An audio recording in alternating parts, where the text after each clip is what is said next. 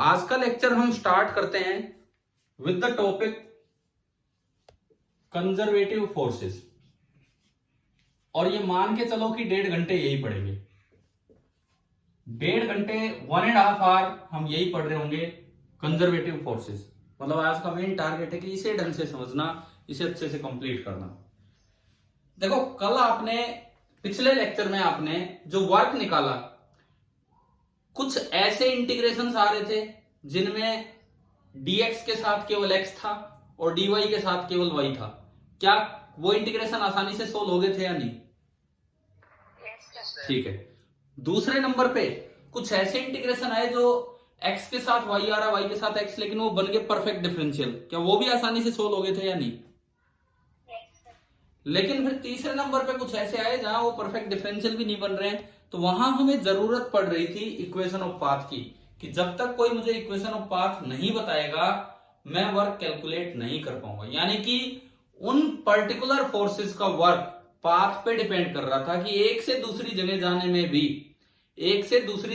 में भी क्या होता है कि इधर से जाओगे तो अलग वर्क होगा, इधर से जाओगे तो अलग वर्क होगा। तो कंजर्वेटिव फोर्सेस क्या होते हैं? ये वो फोर्स हैं जिनका वर्क डन पाथ पे डिपेंड नहीं करता है। कंजर्वेटिव फोर्सेस अगर मैं ढंग से डिफाइन करूं तो these are the forces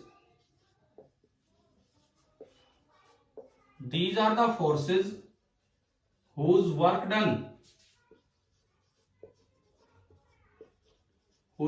done depend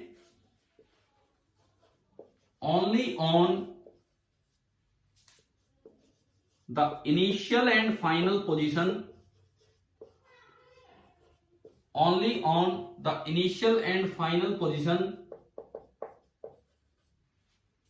and not on the path followed.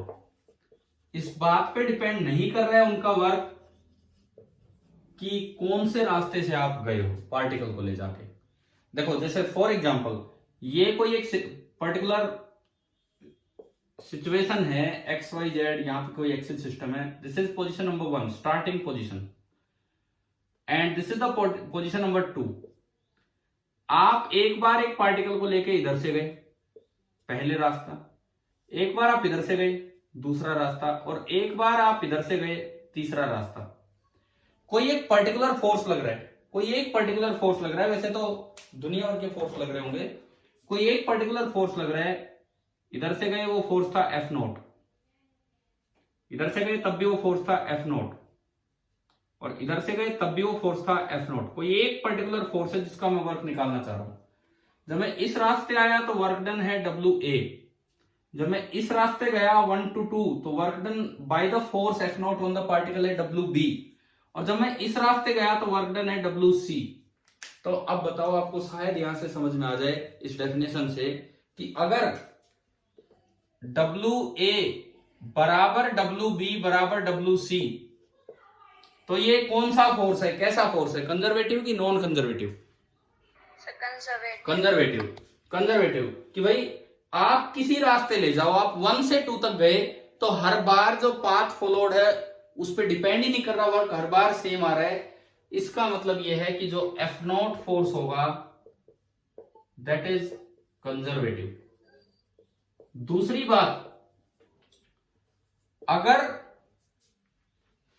इनमें से कोई भी दो बराबर हो ना, अनइक्वल हो, और WB अनइक्वल टू WC और WA is not equal to WB, B तो हो गया C, या तीनों ही अनइक्वल हो, तो जो ये फोर्स है इसका वर्क पाथ पे डिपेंड कर रहा होगा, और ये फोर्स कैसा कहलाएगा?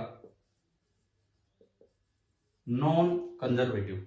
आप बताओ कि आपको डेफिनेशन क्लियर होगी कंजर्वेटिव और नॉन कंजर्वेटिव फोर्सेस की? Yes sir. ठीक है। देखो, कंजर्वेटिव फोर्स वो होंगे, अब जो मैं कल की क्लास से अगर रिलेट करूं, कंजर्वेटिव फोर्स वो होंगे, मैं सामने आता हूं तो एकदम से थोड़ी चमक सी आ जाती है इस पे बोर्ड पे, इसीलिए मैं थोड़ा साइड से बोल रहा हूं, कोई बात नहीं। अब सुनो, मेरी बात सुनो। कंजर्वेटिव फोर्स वो होंगे जो अगर कल की क्लास में मैं देखूं, जिनमें या तो dx के साथ x ही आए और dy के साथ y आए इंटीग्रेशन में, पहली बात वो। दूसरा, या फिर अगर dx के साथ y आता है और dy के साथ x आ रहे तो बन रहे हो आपके परफेक्ट डिफरेंशियल। वो तो होंगे कंजर्वेटिव फोर्स के एक्सप्रेशन। और अगर आपको एक बार भी इक्वेशन ऑफ पाथ की जरूरत पड़ी वर्क निकालने के लिए, तो इसका मतलब वो वर्क पाथ पे डिपेंड कर रहे हैं, तो वो जो फोर्स होगा वो कौन सा होगा, नॉन कंजर्वेटिव। समझ में आ गया? ठीक है। कल एक क्वेश्चन किया था जिसमें स्ट्रेट लाइन पाथ वाला किया था, और फिर मैंने पिछले लेक्चर में पहले इक्वेशन ऑफ पाथ निकाली थी और फिर उसका वर्क निकला था। बताओ, ध्यान है ना? तो वो फोर्स कैसा होगा, वो कंजर्वेटिव था कि नॉन कंजर्वेटिव? जिसमें हमने स्ट्रेट लाइन पाथ की इक्वेशन निकाली फिर वर्क निकला, वो फोर्स कंजर्वेटिव था कि नॉन कंजर्वेटिव? बोलो बोलो बोलो, दोबारा सुनो। कल हमने एक क्वेश्चन किया जिसमें वर्क निकालने के लिए मुझे equation of straight line path निकालनी पड़ी, तब जाके वो वर्क कैलकुलेट हुआ था। एक बार एक्स की जगह वाई वगैरह पुट किया, वाई की जगह एक्स, तब इंटीग्रेशन हुए थे। वो फोर्स कंजर्वेटिव है कि नॉन कंजर्वेटिव? नॉन कंजर्वेटिव, क्योंकि इक्वेशन ऑफ पाथ के बिना उसका वर्क नहीं निकल पा रहा था। अभी क्लियर हुआ क्या होते हैं कंजर्वेटिव फोर्सेज और क्या नॉन कंजर्वेटिव? ठीक है। तो मैं फाइनली लास्ट टाइम आपसे पूछता हूं, बताओ, जो फोर्स पाथ पे डिपेंड करते हैं वो कैसे हैं? Non conservative. और जो फोर्स पाथ पे डिपेंड नहीं करते वो कैसे हैं? कंजर्वेटिव। कंजर्वेटिव। मतलब बिल्कुल गलत, बिल्कुल गलत। इसका मतलब पता नहीं क्या सुना है क्या समझा है भाई। फोर्स नहीं डिपेंड करा करता है कि पाथ पे करेगा या नहीं। फोर्स से आप जवाब मत निकालो, पूरी बात सुनो। वो फोर्स जो पाथ पे डिपेंड करते हैं कंजर्वेटिव बोल दिया, वो फोर्स जो पाथ पे डिपेंड नहीं करते हैं नॉन कंजर्वेटिव। ये नहीं है डेफिनेशन। वो फोर्स जिसका वर्क डन, ये बात मत भूलो, वो फोर्स जिसका वर्क डन पाथ पे डिपेंड करता है वो तो कैसा होगा, नॉन कंजर्वेटिव। वो फोर्स नॉन कंजर्वेटिव। और वो फोर्स जिसका वर्क डन पाथ पे डिपेंड करता है वो फोर्स कैसा होगा, कंजर्वेटिव। अब समझ गए हो? ये गलती मत करना जो अभी मैंने बताई आपको। ठीक है। तो चले अब थोड़ी शुरुआत करते हैं। पूरी क्लास इसी पे चलनी है आज, कंजर्वेटिव नॉन कंजर्वेटिव इन्हीं चीजों पे। तो सबसे पहला मेरा सवाल आता है कि एक फोर्स आपने लिया, ग्रेविटेशनल फोर्स। सपोज मैं ग्रेविटेशनल फोर्स लूं, वेट, आपका वेट कंजर्वेटिव है कि नॉन कंजर्वेटिव? पहला क्वेश्चन ही ये है जहां से हम शुरुआत कर रहे हैं इस बात की। हमारा जो वेट है किसी भी ऑब्जेक्ट का, अर्थ पे इधर से उधर मोशन के लिए जो वेट है वो कंजर्वेटिव है कि नॉन कंजर्वेटिव है? अब हम ये चीज चेक करने वाले हैं और देखते हैं इस चीज को।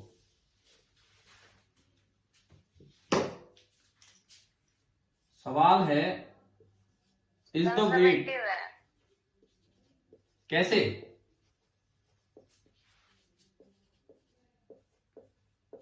Is the weight of an object on earth, हम टेरेस्ट्रियल ऑब्जेक्ट की बात कर रहे हैं जो धरती पे रखे हैं आप और हम, हमारे जैसी चीजें। कंजर्वेटिव फोर्स, वेट एक फोर्स ही होता है, कंजर्वेटिव फोर्स और नॉन कंजर्वेटिव। ये हमारा पहला सवाल है आज का जहां से हम शुरुआत कर रहे हैं। तो तरीका देखो, सॉल्यूशन देखो, आंसर देखो। देखिए, मान लो ये ग्राउंड लेवल है, सपोज ये मैंने दिखाया है, और ये नीचे ग्राउंड लेवल है, और इससे कोई हाइट ऊपर है h। ये एक h हाइट ऊपर एक लेवल है, h हाइट ऊपर एक लेवल है। मुझे एक m मास का ब्लॉक h लेवल से ग्राउंड लेवल पे उतार के लाना है। मेरा टारगेट क्या है वो सुने।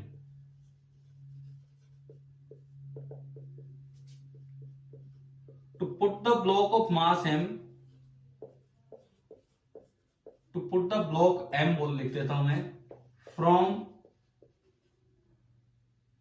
अपर लेवल टू ग्राउंड लेवल, ये मेरा टारगेट है। अब अगर ये पाथ पे डिपेंड करे लाने का वर्क, वेट का वर्क, अगर वेट का वर्क पाथ पे डिपेंड करे तो वो नॉन कंजर्वेटिव हो जाएगा, और अगर पाथ से इंडिपेंडेंट है तो फिर वो कैसा होगा, कंजर्वेटिव। चलिए मैं अलग अलग पाथ्स लेके चलता हूं। पहला तरीका, मैंने यहां से इसको ड्रॉप कर दिया। पहला तरीका ये है कि मैंने फर्स्ट मेथड, मैंने इसको ड्रॉप कर दिया, रिलीज कर दिया। तो ये कैसे पाथ पे जाएगा अगर मैंने इसको रिलीज किया है? तो स्ट्रेट जाएगा। अगर आपने इसको रिलीज किया तो ये स्ट्रेट जाना है।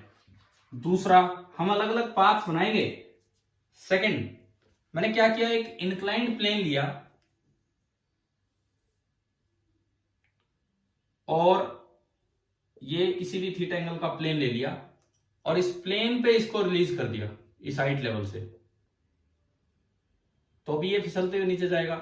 इस बात से फर्क ही नहीं पड़ता कि स्मूथ प्लेन है कि रफ प्लेन है, क्योंकि आपको ना वर्क किसका निकालना है। स्मूथ होगा तो फ्रिक्शन नहीं लगेगा, रफ होगा तो फ्रिक्शन लगेगा। हमें उससे क्या मतलब, हमें तो ग्रेविटी का वर्क निकालना है, वेट का वर्क निकालना है, कितने फोर्स लग रहे हो।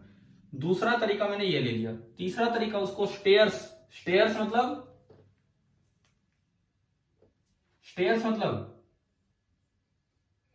सीढ़ियां, उसको ना यूं इस तरह से आप सीढ़ियों से उतार के लाए।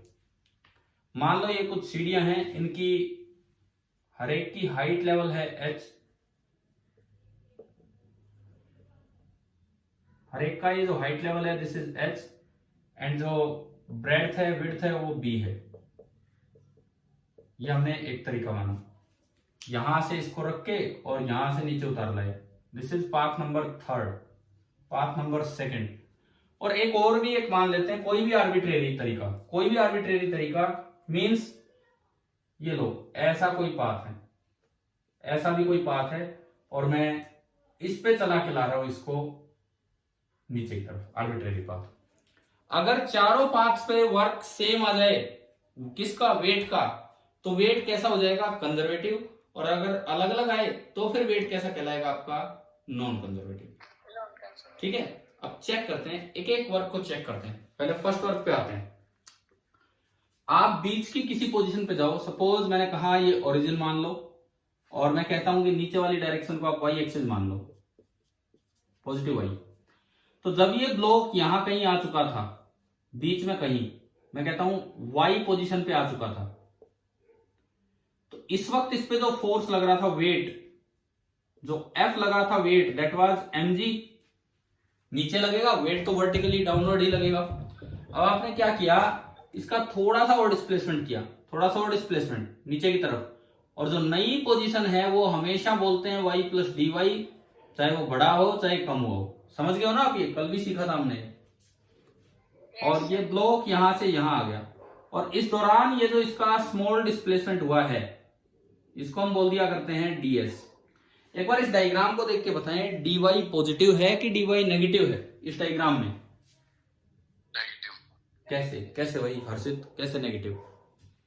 क्या y प्लस dy बड़ा नहीं दिख रहा y से? बताओ, पॉजिटिव। क्योंकि y प्लस dy बड़ा है तो dy पॉजिटिव है, और dy अगर पॉजिटिव है तो ds का जो मैग्नीट्यूड होगा that will be equal to only dy। चलिए वर्क डन बाई ग्रेविटी निकालते हैं। फर्स्ट केस में मैं उसे बोल देता हूं W1, फर्स्ट केस में मैं उसे बोल देता हूं W1, work done by gravity निकालने के लिए क्या फॉर्मूला होगा, इंटीग्रल f डॉट ds, ये वर्क की डेफिनेशन थी, integral f vector dot ds। हाँ जी, f का मैग्नीट्यूड कितना लग रहा है f, ये देखो यहाँ mg, ds का मैग्नीट्यूड ये रहा dy, और f नीचे की तरफ, ds नीचे की तरफ, तो इनके बीच का एंगल कितना है सर 0 डिग्री। तो cos 0, cos 0 आपका 1 होता है, mg कांस्टेंट है बाहर आ गया, और ये अंदर बचा ओनली इंटीग्रल dy। और y की लिमिट देखो, जहां से आपने शुरू किया वो ओरिजिन है, यहां आते आते हाइट होगी है h, तो y की फाइनल वैल्यू हो जानी है कैपिटल H, और y की इनिशियल वैल्यू कितनी हो जानी है 0। तो ये लिमिट लगेंगी 0 टू h। आया क्या समझ में, इंटीग्रेशन कैसे कर रहे हैं? यस ठीक है, इंटीग्रल dy y होगा, और जब आप y की लिमिट लगाएंगे 0 टू h, तो h माइनस 0, यानी कि W1 मेरे पास आ गया फर्स्ट स्टेप में, पहले तरीके में, m इंटू जी इंटू कैपिटल H। बताओ ग्रेविटी का वर्क निकालना आया एक पाथ से, ठीक है। अब सेकंड में चेक करते हैं, देखो दूसरे पाथ में आप किसी भी बीच वाले पोजीशन पे आप ले आओ, बताओ भाई इस समय वेट किधर लग रहा होगा, ग्रेविटी किधर लग रहा होगा, फोर्स नीचे, vertically downward, F this will be equal to mg। लेकिन जो इस वक्त डिस्प्लेसमेंट हुआ होगा वो तो इधर हुआ होगा, Yes. और इसको मैं ds बोल सकता हूं। इस बार कोई ओरिजिन y एक्सिस का चक्कर ही नहीं है। और f और ds के बीच का एंगल कितना है, इस ट्राइंगल को देख के बताओ, बोलिए। Sir 90 minus theta. 90 minus theta. आपका नाम बताओ जिसने जवाब दिया, सही दिया है बिल्कुल। सर अनीस। अनीस, ठीक है। कल थे अनीस क्लास में? कल नो सर, सर कल कुछ काम था सर, नहीं, डॉक्टर गए थे। छोड़ो, वो अटेंड कर लिया वो लेक्चर कल वाला? Yes sir. कम से कम वो अटेंड जरूर कर लेना नेक्स्ट क्लास से पहले, जो आज की Yes, क्लास sir. है ना, उसमें कई बातें आपने सीखी होंगी, तो आज आगे बढ़ाते हैं काम। चलिए, सही बताया आपने 90 माइनस थीटा। तो दूसरे केस में जो वर्क होगा, इंटीग्रल एफ डॉट डीएस फिर से लगाया, एफ का मैग्नीट्यूड mg, ds का मैग्नीट्यूड ds, डॉट प्रोडक्ट में आता है कोस और 90 माइनस थीटा। बताओ आ गया लगाना ये? ठीक है। कोस 90 माइनस थीटा क्या होता है? कोस 90 माइनस थीटा क्या होता है? माइनस साइन थीटा नहीं होता भाई, हर्षित। साइन थीटा होगा प्लस साइन थीटा प्लस का, क्योंकि फर्स्ट क्वाड्रेंट में सारे पॉजिटिव होते हैं, ये फर्स्ट क्वाड्रेंट का है, तो साइन थीटा होगा। ये साइन थीटा हो गया। mg कांस्टेंट है, इंटीग्रेशन से बाहर आया। ये एंगल भी तो कांस्टेंट है, ये स्ट्रेट इंक्लाइंड प्लेन है, स्ट्रेट है, तो क्या एंगल ऑफ इंक्लिनेशन हर जगह चेंज हो रहा है? हर जगह थीटा है, हर जगह थीटा। हर जगह थीटा है, तो साइन थीटा भी इंटीग्रेशन से बाहर आएगा। और ये ओनली बचा इंटीग्रल ds, ये ओनली बचा इंटीग्रल ds। इंटीग्रल ds मतलब ये पूरी लंबाई, इसको मैं s बोल देता हूं, ये पूरा यहां से लेके यहां तक, तो ये बना mg into sine theta into s, ये s बोल दिया। अब एक बार आप साइन थीटा बताओ, ये हाइट गैप h है, ये हाइट गैप मैंने यहां दिखाया है शुरू में, थोड़ा ये छोटा डायग्राम हो गया है, हाइट गैप h है, तो साइन थीटा बताओ कितना है अब इसमें? Sir h upon s. h upon s, तो मैंने साइन थीटा की जगह रखा h अपॉन s, s से s गया, कितना आ गया? W2 mgh। W1 भी कितना आया था? mgh। तो मैं एक बार ये दो मिटा दूं, थोड़ी बोर्ड पे जगह बने। Yes sir. आप ये याद रखना कि W1 और W2 mgh आ चुके हैं। थोड़ा बोर्ड चेंज कर लेंगे हम यार, ये छोटा बोर्ड लगता है मुझे, काफी बार बड़ा लगाना पड़ेगा यहाँ पे। इसके बाद देखो तीसरे केस में आते हैं, W3। इसमें कई टुकड़ों में आप उतरोगे। देखो जब आप यहां से यहां उतर के आए, छोटे छोटे हाइट मान लो, छोटा छोटा, mg नीचे, डिस्प्लेसमेंट भी नीचे h, और एंगल 0 डिग्री, तो यहां से यहां उतरने में वर्क होगा mg into h into cos 0। देखो मैं सीधा लिखता हूं W3 टुकड़ों में तोड़ तोड़ के, पहली सीढ़ी पे नीचे उतरोगे तो mg into h into cos 0 degree, plus दूसरी सीढ़ी, मतलब इस पे आप b यूं चले लेकिन वेट तो नीचे ही लगेगा, तो mg into b into cos 90 degree. बताओ आ रहा है समझ में? Yes sir. अब ये h वाली सीढ़ियां 1 2 3 4, तो 4 टाइम्स तो ये हो गया, और b वाला 1 2 3, 3 टाइम्स से b वाला हो गया। अब बताओ क्या ये वर्क कैसे लिखा? सीधा समझ में आया स्टेयर्स वाले केस में? Yes sir. ठीक है। कोस 90 कितना होता है? 0, 0. तो ये तो चीज ही खत्म होगी। कोस 0 होता है 1, तो ये आपका बना mg इंटू 4h। अब 4h देखो क्या जोड़ के पूरा h हो गया, कैपिटल H। Yes sir. ये 4 टुकड़े उसी कैपिटल H के हैं, तो आप इसको h लिखते हैं, तो mg इंटू कैपिटल H। क्या W3 भी mgh आ गया कि नहीं? Yes sir. ठीक है। नेक्स्ट है W4। नेक्स्ट हम चलते हैं W4 पे। ये एक आर्बिट्रेरी पाथ आ गया, जिसके ना हमें इक्वेशन पता है ना कुछ हो, कोई भी आर्बिट्रेरी पाथ, अगर इस पे भी आप वर्क निकाल दो बिना इक्वेशन ऑफ पाथ जाने, और वो भी mgh आ जाए, तो इसका मतलब पक्का ये कंजर्वेटिव फोर्स है। चलिए अब आखिरी पार्ट में हम चलते हैं, यहां बनाता हूं मैं लास्ट केस। मान लो आप पैचाइट ऊपर से उतरना स्टार्ट करते हो इस तरीके से, ये जो हाइट है ये है h, आप कितनी आगे चल के आ जाओ, मान लो ये ब्रेड्थ d है, साइड में विड्थ इतनी, आप यहां तक आ गए।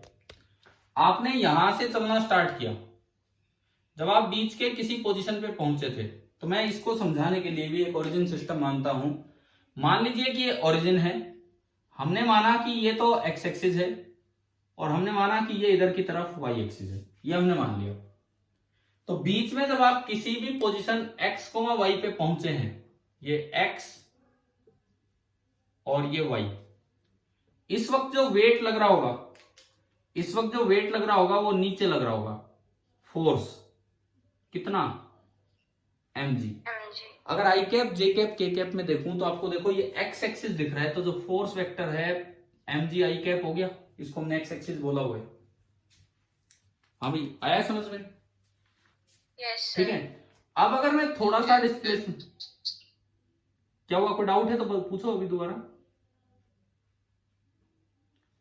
अब अगर मैं थोड़ा सा डिस्प्लेसमेंट लूं ds, तो ये यहां पहुंचा, और हमें पता है कि जो नई पोजीशन है वो हमेशा ऐसे लिखी जाएगी, चाहे x बड़ा हो चाहे कम हुआ हो, लिखना क्या होता है, x प्लस डी एक्स, चाहे y बड़ा हो चाहे कम हुआ हो, लिखना होगा y प्लस डी वाई। कल 1-1.5 घंटा इसी काम में लगा दिया था हमने।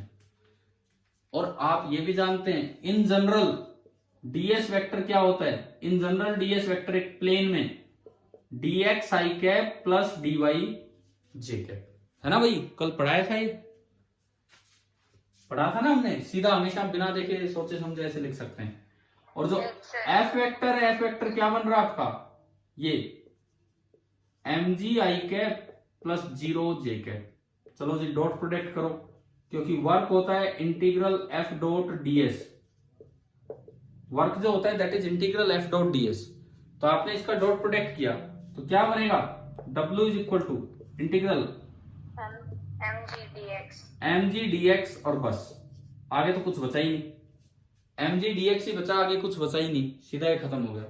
अब ये देखो mg कांस्टेंट बाहर आया और इंटीग्रल dx, और x की लिमिट बताओ, x की लिमिट कहां से कहां, देखो इस पॉइंट के कोऑर्डिनेट है 0 0, इस पॉइंट के कोऑर्डिनेट बताओ क्या है। x में तो आप कितना चल के आ गए यहां तक आने में,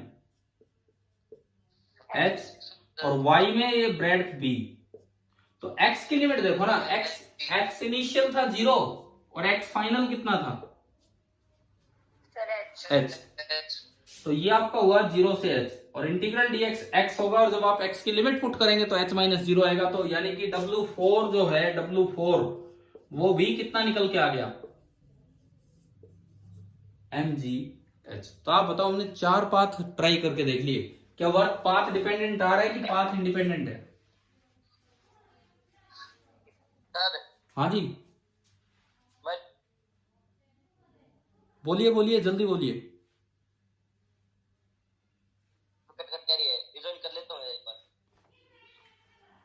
क्या हो गया, आप कर लो जो करना है, जल्दी कीजिए। अच्छा भाई बताओ, क्या ये वर्क आपको समझ में आया कि चारों बार सेम वर्क आ गया mgh? इसका मतलब वर्क नहीं, वर्क कंजर्वेटिव नहीं होता, कंजर्वेटिव फोर्स होता है, पर चेक वर्क से होता है। इसका मतलब ये जो वेट है ये कैसा फोर्स है, कंजर्वेटिव। ठीक है। अच्छा इसमें एक और चीज बताता हूं, मैंने आपको एक आसान तरीका बता दिया एक्स और वाई से देख के। कई बार बच्चा जैसे यही आखिरी केस स्टार्ट करता है, देखो इसी में एक और सुनिए आप, अगर आप ये सिस्टम ना बनाओ ऐसे एक्स और वाई वाला, और आप सिंपली ये पाथ बना लो कि भाई ये यहां से उतर के और यहां आना है, और बस ये हाइट h है। जब आप बीच में कहीं ब्लॉक बनाते हैं तो आप ऐसे बनाएंगे कि इस पे जो फोर्स लगा वो तो नीचे mg, और जो इसका डिस्प्लेसमेंट हुआ यहां बीच में कहीं जाके टेंजेंशियल टू द पाथ आप दिखाते हो, टेंजेंशियल टू द पाथ, और वो ds होता है, और इन दोनों के बीच का एंगल थीटा। अभी मैंने एक स्ट्रेट इंक्लाइन की बात की थी, उसमें भी ऐसे ही वो आ रहा था उतर के, और वहां भी वर्क आया था इंटीग्रल f डॉट ds, यानी कि mg into ds into cos theta. लेकिन वहां पे थीटा कांस्टेंट था, क्योंकि आप स्ट्रेट पाथ पे आओगे तो हमेशा ds इसी डायरेक्शन में, mg हमेशा इधर, ds हमेशा इधर। अब क्या है, mg तो हमेशा इधर ही है, परंतु क्या ds की बार बार डायरेक्शन चेंज हो रही है कि नहीं, टेंजेंट होने के चक्कर में? बिल्कुल। तो क्या थीटा कांस्टेंट है कि वेरिएबल है? Theta variable. तो अब कैसे करें इस इंटीग्रेशन को सोल्व? पिछली बार तो क्या हुआ था, कोस थीटा भी बाहर आ गया था और आसानी से सोल्व हो गया। इस बार क्या है, वर्क में ये आया mg, और अंदर बच गया इंटीग्रल ds और cos थीटा या cos थीटा ds, कैसे भी आप इसे लिखो।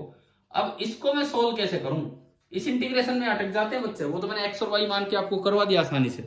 लेकिन अगर कोई ऐसे करे तो अब बताओ, थीटा भी वेरिएबल है लेकिन थीटा के रेस्पेक्ट में इंटीग्रेशन नहीं है, इंटीग्रेशन तो s के रेस्पेक्ट में जा रहा है। तो अब हम इसे सोल्व कैसे करें बताएं। देखो सर cos थीटा को सर cos थीटा को 1 नहीं लेंगे। 1 नहीं लेंगे, ये थीटा स्मॉल किसने बोला है, किसी ने नहीं बोला हमसे कि थीटा स्मॉल है। थीटा तो कितना भी बड़ा हो सकता है इस इंक्लाइन प्लेन पे, थीटा 1 लेने का तो कोई मतलब ही नहीं है यहाँ पे। तो चलो एक बात बताओ, एक कोई वेक्टर है, क्या हम उसके कंपोनेंट करने जानते हैं कि ds cos theta and ds sin theta? Yes Yes, sir. sir. ठीक है, तो अभी आप ये देखिए, ds को ध्यान से देखो और थीटा एंगल को देखो, उसके दो कंपोनेंट मुझे आप बताएंगे। एक कंपोनेंट तो इधर होगा और एक कंपोनेंट इधर होगा। कौन सा कंपोनेंट तो ds cos थीटा होगा और कौन सा ds sin थीटा होगा?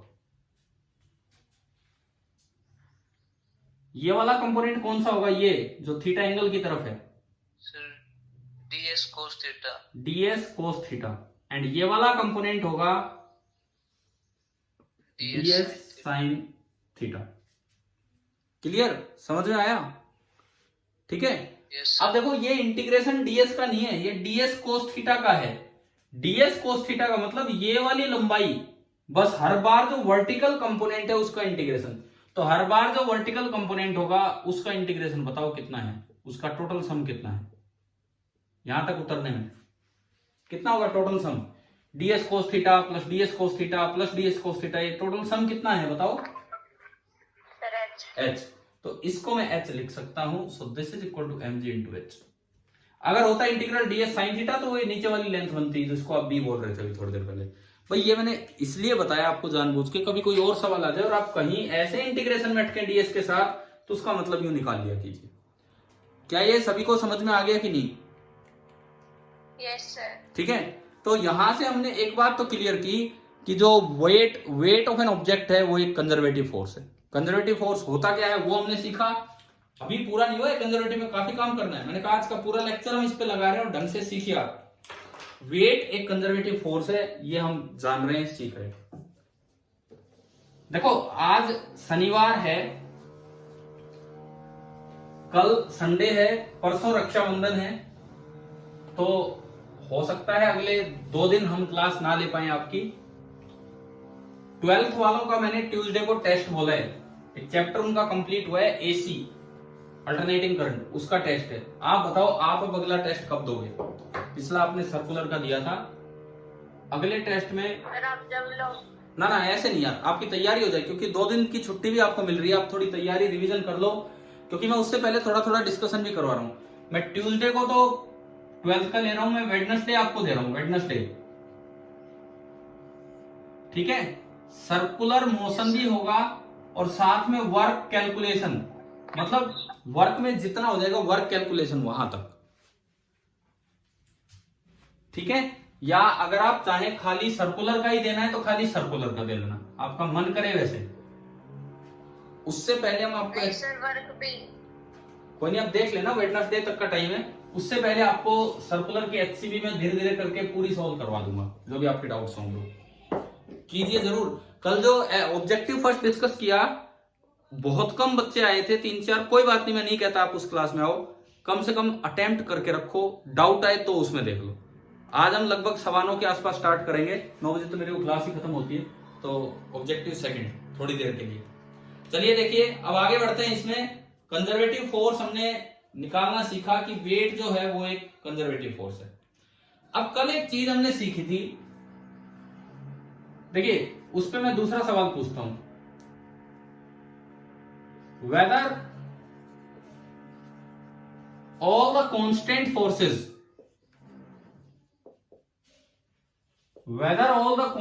forces are conservative or not।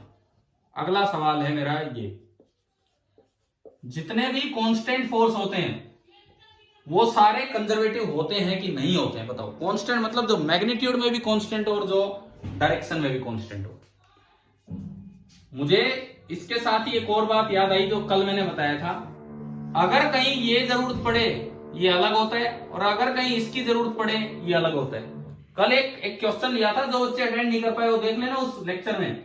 एक सर्कुलर पाथ पे, एक सेमी सर्कुलर पाथ पे यहां से यहां जाने में अगर मान लो इसका रेडियस r है, बताओ इसका मैग्नीट्यूड कितना होगा, इसका मैग्नीट्यूड कितना होगा इंटीग्रल ds का, वेक्टर का, और ये कितना होगा बताओ। कल हुआ था एक काम,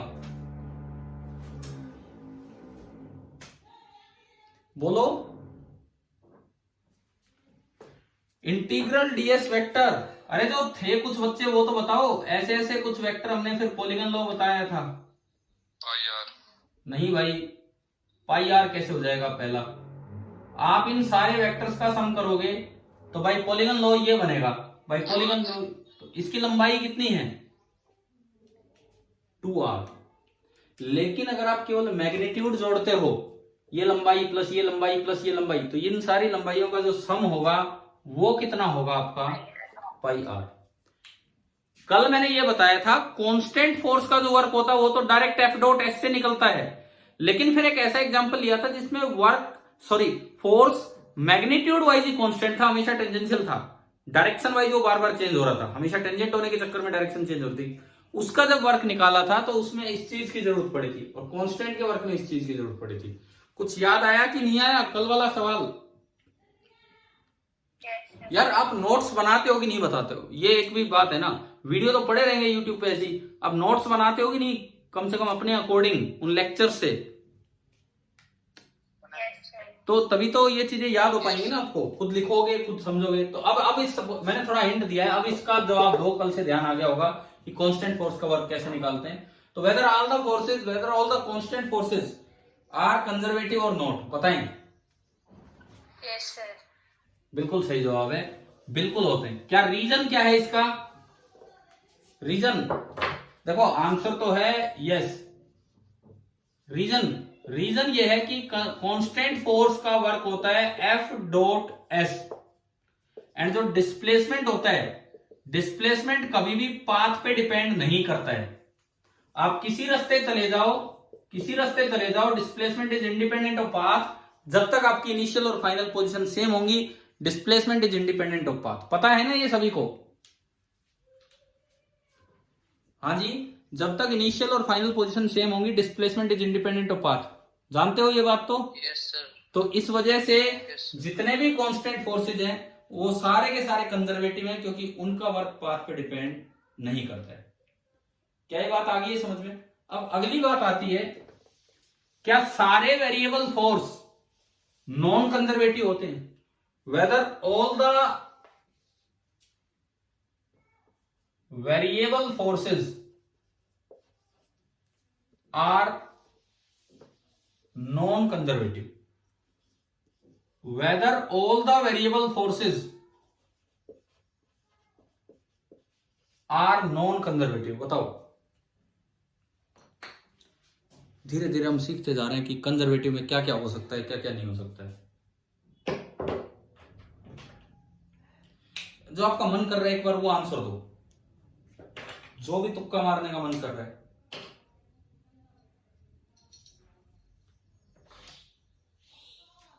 बताओ, यहीं से हमें यार थोड़ा अपना लेवल भी चेक करना चाहिए, धीरे धीरे उसको उठाना चाहिए लेवल को भी, तभी तो आप एकदम जवाब दे सकते हैं इस चीज का। क्या सारे, हाँ बोलो बोलो, क्या आंसर है?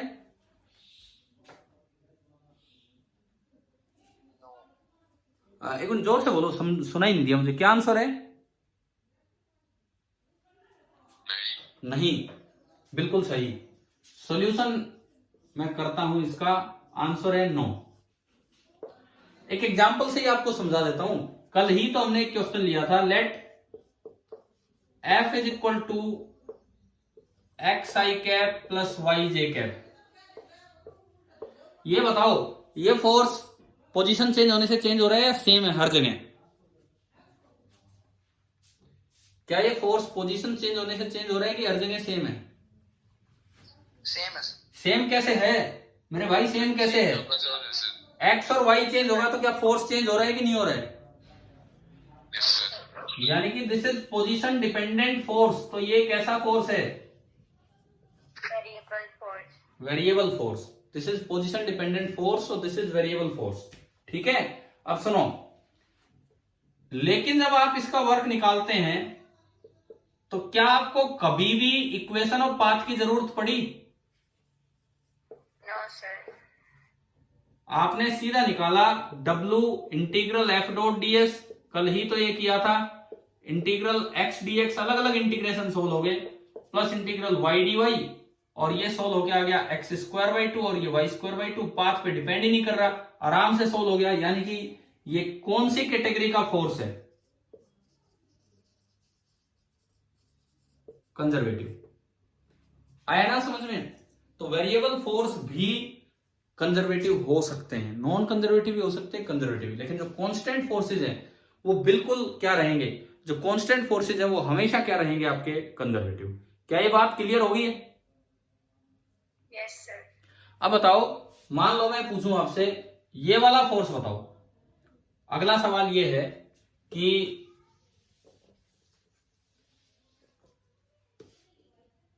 Is the force F is equal to y i cap plus x j cap non conservative और नॉन? ये सवाल है। मैंने वो चेंज कर दिया, x के साथ y कर दिया, y के साथ x। अब बताओ ये फोर्स नॉन कंजर्वेटिव है कि कंजर्वेटिव है? कैसे चेक करें?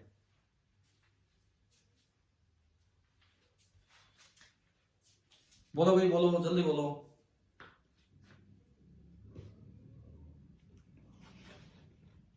कल करवाए हुए ही क्वेश्चन ले रहा हूं मैं, जो मैंने कल सवाल लिए थे मैं केवल वही उठा रहा हूं और उनसे बाहर नहीं जा रहा हूं। Conservative है, sir.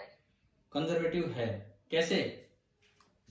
जब आप इसको लेके चलते हो Y i cap plus x j cap को इसके साथ, तो वैसे तो इंटीग्रेशन ये बनता है y d x plus x d y, परंतु क्या ये बिना इक्वेशन ऑफ पाथ जाने डायरेक्ट सोल्व हो गया था कि नहीं? Yes, sir. परफेक्ट डिफरेंशियल भी जिनमें बनेंगे वो सारे फोर्स भी कैसे होंगे? कंजर्वेटिव। तो समझ में आ गया? परफेक्ट डिफरेंशियल जिनमें भी बनेंगे वो सारे के सारे फोर्स आपके कंजर्वेटिव होंगे। कल एक और एग्जांपल लिया था हमने, 2xy आई कैप प्लस एक्स स्क्वायर जे कैप। Yes, sir. 2xy आई कैप प्लस एक्स, है ना भाई? यही लिया था शायद, तो जहां तक मुझे याद है ये वाला एग्जांपल लिया था। ये बताओ ये फोर्स कंजर्वेटिव है कि नॉन कंजर्वेटिव?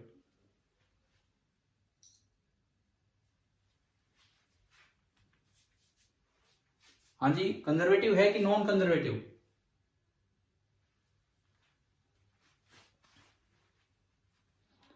कैसे? आपने फिर से लिखा 2xy आई कैप और एक्स स्क्वायर। Conservative. हाँ देखते हैं, तो ये इंटीग्रेशन बनेगा 2xy dx plus x square d y. अब चेक करो भाई, अलग अलग चेक करो। पहले इसको चेक करो, अगर मैं इसको, ये x के रेस्पेक्ट में इंटीग्रेशन है तो y को क्या माने? कांस्टेंट। 2y बाहर आया, 2y बाहर आया, और x dx का इंटीग्रेशन क्या होगा? X square by x square by 2। फिर हमने इसको चेक किया, कल ही तो करवाया था ये। y के रेस्पेक्ट में तो x को थोड़ी देर के लिए कांस्टेंट मान लो और इंटीग्रल dy y। क्या ये दोनों सेम आ गए? Yes, sir. तो आप इसको लिख सकते हैं d of x square y, और ये सोल्व होके आ गया एक्स स्क्वायर वाई। यानी कि ये वाला जो फोर्स है ये भी कैसा है? कंजर्वेटिव। Conservative. तो अब सुनो, मैं एक चीज आपको सिखाता हूं, ढंग से सीखते चलो। कल से आज तक हम धीरे धीरे करके काफी चीजें सीख रहे हैं। एक चीज हम ये सीख रहे होंगे कि कोई भी एक्सप्रेशन देख के कैसे पता लगाएं कि ये फोर्स कंजर्वेटिव है या फिर नहीं है। आपको वर्क पे जाने की जरूरत नहीं है, एक और तरीका होता है, अब मैं उस पर आता हूं। आपको फोर्स का एक्सप्रेशन दिया गया है, लेट एफ, कुछ भी उसका एक्स कंपोनेंट वो एक्स वाई जेड पे डिपेंड कर सकता है, कुछ उसका वाई कंपोनेंट है एंड कुछ उसका जेड कंपोनेंट है। आपको चेक करना है कि ये फोर्स कंजर्वेटिव है कि नहीं। तो आप, एक ऑपरेशन होता है कर्ल ऑपरेशन, ये वेक्टर कैलकुलस का एक ऑपरेशन है जिसे बोलते हैं कर्ल एफ। इस ऑपरेशन का नाम होता है कर्ल ऑपरेशन। कर्ल, जैसे log होता है, साइन होता है, टेन होता है, ऐसे कर्ल होता है। इस सिंबल का नाम होता है नेबुला। क्या कभी कभी यूज किया है क्या हमने फिजिक्स में अभी तक ये, या पहली बार फर्स्ट टाइम यूज कर रहे हैं? ये जो उल्टा डेल्टा दिखता है, इस सिंबल का नाम होता है नेबुला। इस सिंबल का नाम होता है नेबुला। इस ऑपरेटर का नाम होता है डेल ऑपरेटर। सिंबल का नाम नेबुला, ऑपरेटर का नाम डेल ऑपरेटर, और क्रॉस लगा देते हैं किसी वेक्टर के साथ तो ऑपरेशन का नाम क्या हो जाता है? कर्ल। ऑपरेशन का नाम हो जाता है कर्ल। कर्ल एफ का क्या मतलब है, कैसे खुलता है कर्ल एफ? ये एक वेक्टर होता है, जैसे आप क्रॉस प्रोडक्ट खोलते थे वैसे खुलेगा ये। पहली लाइन में आई कैप, जे कैप, के कैप, पहली लाइन में आई कैप, जे कैप, के कैप।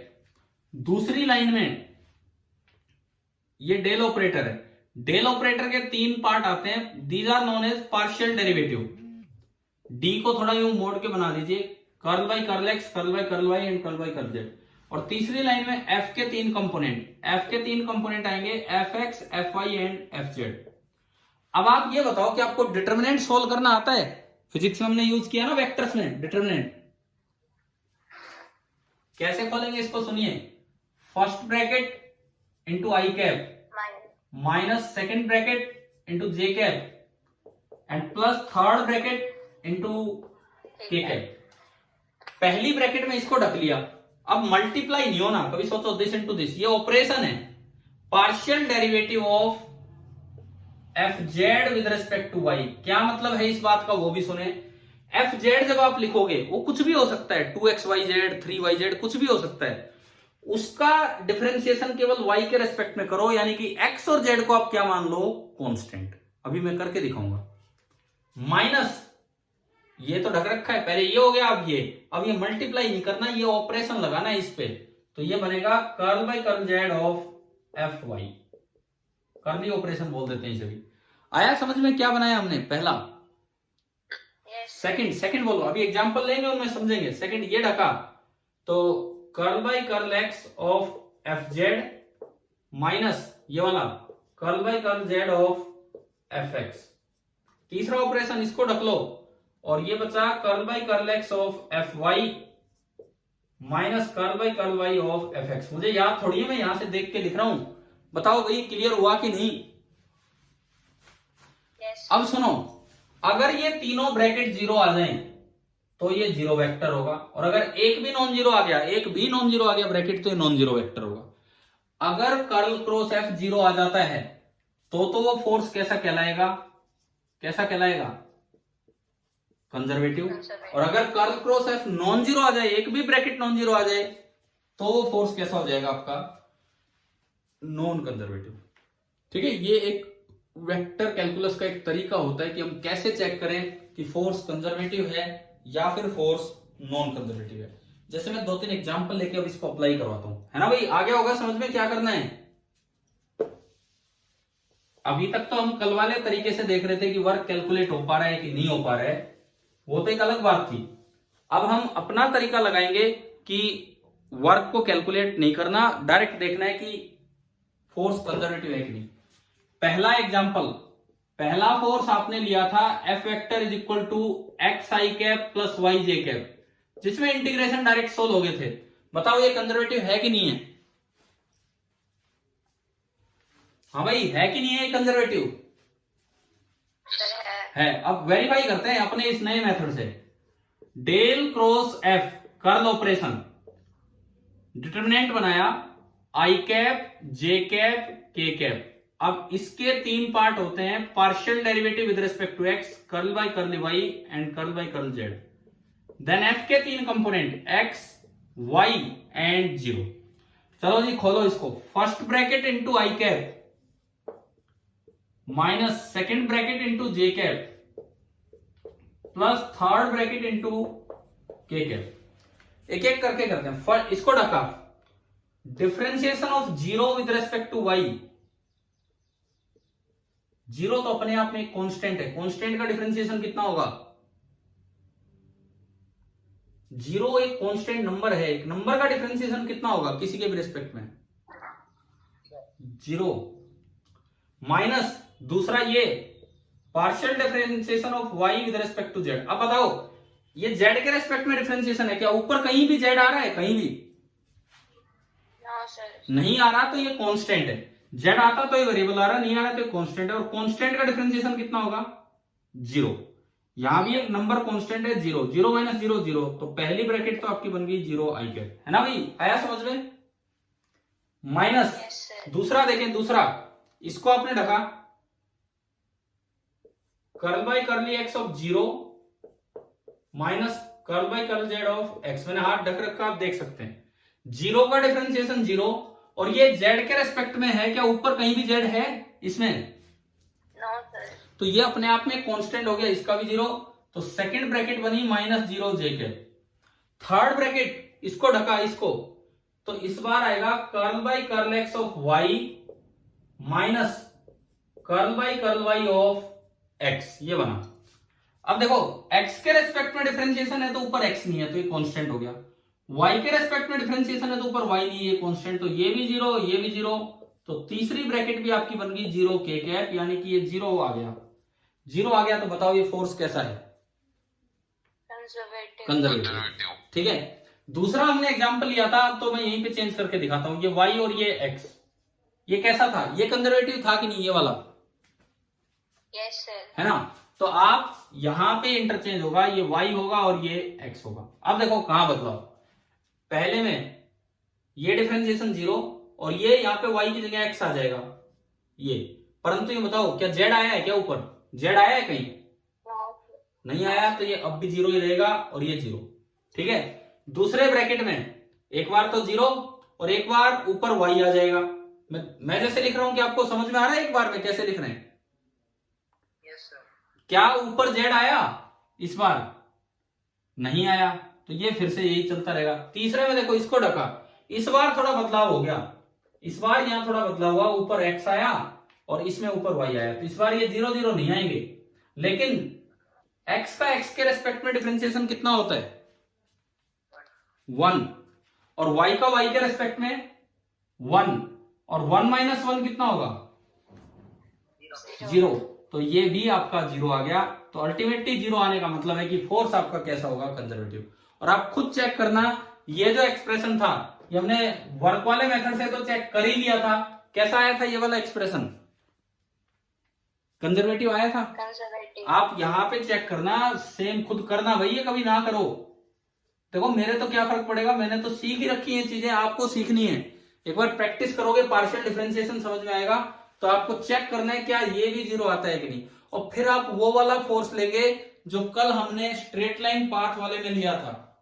आपको अगर याद हो, उसमें फोर्स मैंने लिया था y स्क्वायर आई cap minus x j cap. मैं इसको हटाता हूं, y स्क्वायर आई cap minus x j cap.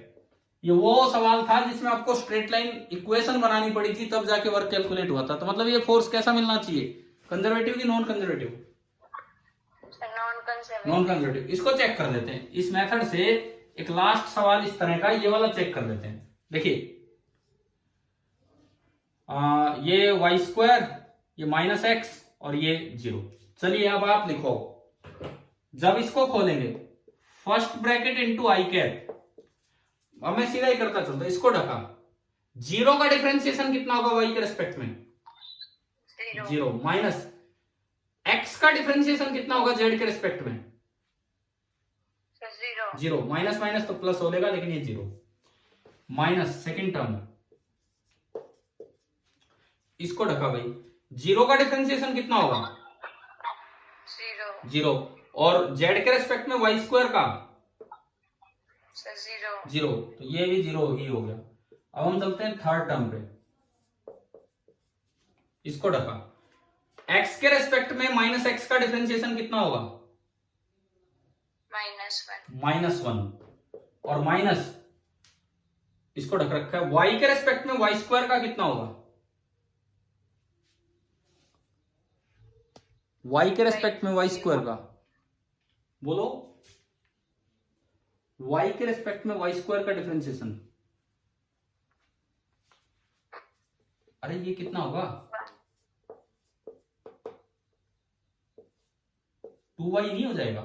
2 आ गया है जैसे डिफरेंशिएशन करते हैं, आया समझ में? तो ये हो गया ये, तो अल्टीमेटली आंसर आ रहा है -1 - 2y k कैप। तो क्या ये 0 आ रहा है? ये तो y पे डिपेंडेंट है, ये तो कुछ भी हो सकता है, ये तो नॉन जीरो है, कहीं कुछ होगा कहीं कुछ होगा। तो इसका मतलब ये नॉन जीरो आ गया, तो ये जो फोर्स है ये कैसा है? Non conservative. अब देखो, अभी सुनो, अभी एक बहुत अच्छी चीज आने वाली इसके बाद, लेकिन यहां तक क्या हुआ है वो सुने। यहां तक सिंपल बातें हैं। मैंने शुरुआत की वेट से, हमने चेक किया, 4 पाथ पे चेक करके बताया कि भाई वेट तो कंजर्वेटिव है। फिर हमने पूछा कि कांस्टेंट फोर्स कैसे होते हैं, हमें पता लगा कि कांस्टेंट फोर्स भी कंजर्वेटिव होते हैं। फिर हमने पूछा कि क्या सारे वेरिएबल फोर्स कंजर्वेटिव है? नहीं, हमें पता लगा कि कुछ वेरिएबल फोर्स कंजर्वेटिव और कुछ नॉन कंजर्वेटिव। फिर हमने देखा कि या तो डायरेक्ट इंटीग्रेशन सोल्व हो या परफेक्ट डिफरेंशियल बने तो जाके वो कंजर्वेटिव है, और नहीं तो नॉन कंजर्वेटिव। और फिर अल्टीमेटली लास्ट में कर्ल वाला मेथड देखा कि अगर आप कर्ल निकाल दो उसका और वो 0 आ जाए तो वो कंजर्वेटिव है, और नहीं तो वो नॉन कंजर्वेटिव। अब बताओ, क्या यहां तक सारा, यहां तक इतना पार्ट समझ में आया कि नहीं आया? ठीक है। अब इसके बाद एक और स्पेशल फोर्सेज हैं जिन्हें हम बोलते हैं सेंट्रल फोर्सेज। पहले उनके बारे में समझिए कि वो होते क्या हैं, और फिर हम ये जाने कि वो कंजर्वेटिव हैं कि नहीं है। आज मैंने कहा हम कंजर्वेटिव फोर्सेज ही पढ़ रहे हैं और वही पूरा करेंगे आराम से, कोई दिक्कत ही नहीं है, बस आप सुनते चलो। तो इसमें एक नया नाम आ रहा है, बड़ा अच्छा सा नाम, सेंट्रल फोर्सेज। क्या होते हैं भाई सेंट्रल फोर्सेज? किसको बोलते हैं हम सेंट्रल फोर्सेज? सुनो, ऐसा कोई भी फोर्स, जैसे मान लो ये सोर्स है, सोर्स मतलब जो फोर्स लगा रहा है, और ये टेस्ट पार्टिकल है जिसपे फोर्स लग रहा है, और इन दोनों के बीच की दूरी है r, और मैंने इस वेक्टर को बोल दिया r वेक्टर, इससे इसको ज्वाइन करने वाले वेक्टर को बोल दिया वेक्टर r। अब सोर्स ने टेस्ट पे फोर्स लगाया, सेंट्रल फोर्स वो फोर्स कब कहलाएगा? पहली बात, सोर्स ने टेस्ट पे जो फोर्स लगाया वो लगना चाहिए along the line joining both the particles. Along the line joining both the particles मतलब एफ कैप की डायरेक्शन होनी चाहिए प्लस माइनस आर कैप। आया समझ में? भाई आर कैप है तो आगे है, आर कैप है तो आगे, और माइनस आर कैप है तो किधर है? पीछे। ठीक है। दूसरी बात, जो फोर्स का मैग्नीट्यूड है, it should be a function of distance between the two. It should be dependent on the separation between the two.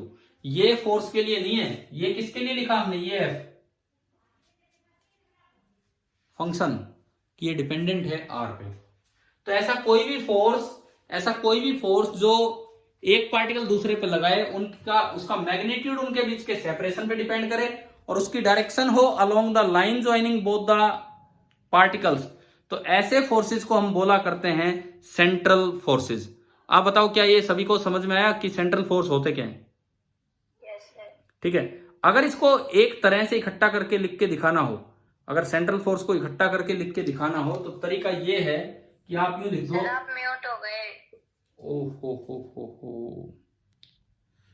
अब सुनो, अगर आपको एक तरीके से फोर्स लिख के दिखाना हो, तो आप इसको ऐसे लिख सकते हैं, F of r into r cap. बस ये होता है सेंट्रल फोर्स। अब कोई सोचे भाई मैंने प्लस माइनस क्यों नहीं लगाया?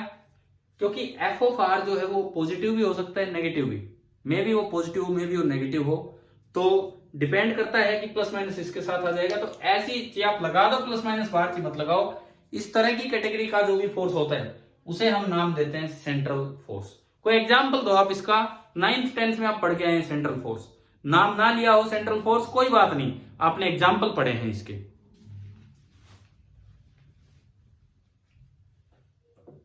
9th क्लास में एक फोर्स पढ़ा, न्यूटन्स लॉ ऑफ ग्रेविटेशन से। एक पार्टिकल जिसका मास है m1, एक और पार्टिकल जिसका मास है m2, इनके बीच का सेपरेशन है r। पहले ये बताओ, m1 m2 को अट्रैक्ट करता है कि रिपेल करता है? m1 m2 को अट्रैक्ट करता है कि रिपेल करता है? ओहो, एक मास दूसरे मास को ग्रेविटेशनल फोर्स अट्रैक्ट करता है सर। अट्रैक्ट करता है, तो क्या वो along the line joining both the particle लग गया कि नहीं फोर्स? पहली बात तो ये लग गया ना, this force is acting along the line joining both the particle. दूसरी बात, इस फोर्स का जो मैग्नीट्यूड होता है वो न्यूटन्स लॉ से आपने पढ़ा होगा, Gm1m2 अपॉन r²। क्या वो आर पे डिपेंड कर रहा है कि नहीं? कर रहा है ना। तो दोनों कंडीशन सेटिस्फाई होगी। तो ये जो ग्रेविटेशनल फोर्स है ये कैसी कैटेगरी का फोर्स है?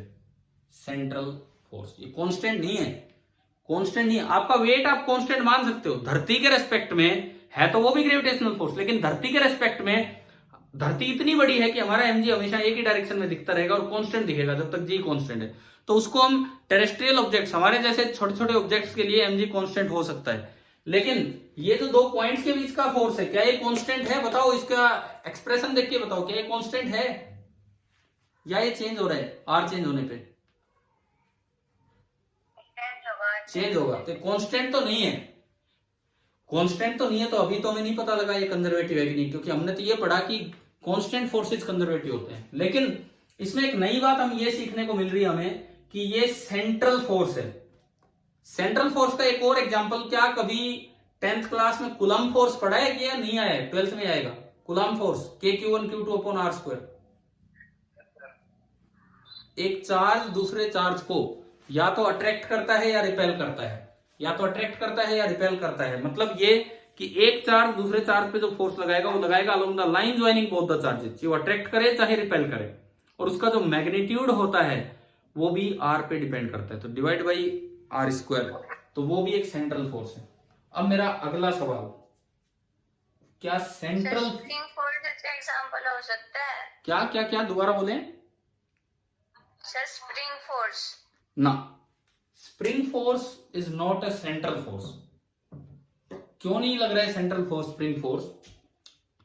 सेंट्रल फोर्स वो होता है, स्प्रिंग फोर्स ये ठीक है अलोंग द लाइन ज्वाइनिंग लग रहा है, लेकिन हमें ये आपको बता दूंगा कि स्प्रिंग फोर्स एक कंजर्वेटिव फोर्स है।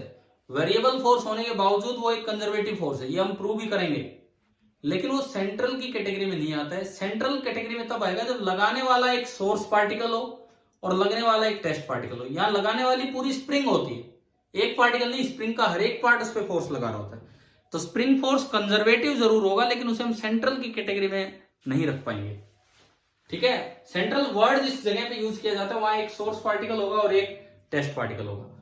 बताओ क्या ये समझ में आया कि नहीं आया? Yes sir. ठीक है, अब मैं बात करता हूं आज का सबसे इंपॉर्टेंट सवाल, क्या सेंट्रल फोर्सेस कंजर्वेटिव होते हैं कि नहीं होते? यह आता है आज का सबसे जरूरी सवाल, बिकॉज रटने वाली बात नहीं है, समझने वाली बात, और इसमें बहुत कुछ हम सीखेंगे इस चीज में भी। सेंट्रल फोर्सेस कंजर्वेटिव होते हैं कि नहीं? सवाल मैं लिख देता हूं यहां, होते हैं। Weather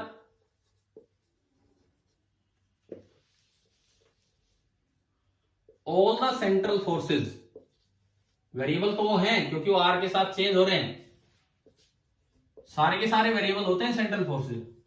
weather all the central forces are conservative और नॉट, सवाल ये है हमारा, ये हमारा सवाल आता है कि क्या सारे सेंट्रल फोर्स कंजर्वेटिव हैं कि नहीं? आपने जवाब दिया होते हैं, तो मैंने तो ये तो पढ़ा है कि भाई कांस्टेंट फोर्स कंजर्वेटिव होते हैं, जबकि सेंट्रल फोर्स तो वेरिएबल है। तो बताओ कैसे कैसे आप कह पा रहे हो कि कंजर्वेटिव है?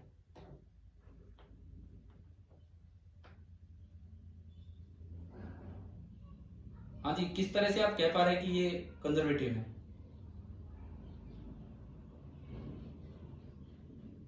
सुनो तो मेरी बात सुनो, अब ऐसे चुप ना हो, अगर नहीं रीजन है तो कोई बात नहीं, आपने हो सकता है भाई वैसे बस कई बार एक सिक्स सेंस काम कर जाती है, हमारे पास रीजन नहीं होता लेकिन हमें आंसर पता होता है। तो इनका जवाब तो सही है, सारे सेंट्रल फोर्सेस कंजर्वेटिव होते हैं, लेकिन उसके लिए आप एक चीज समझो, एक जरूरी चीज, इसका सॉल्यूशन आपको बहुत कुछ सिखा के जाएगा।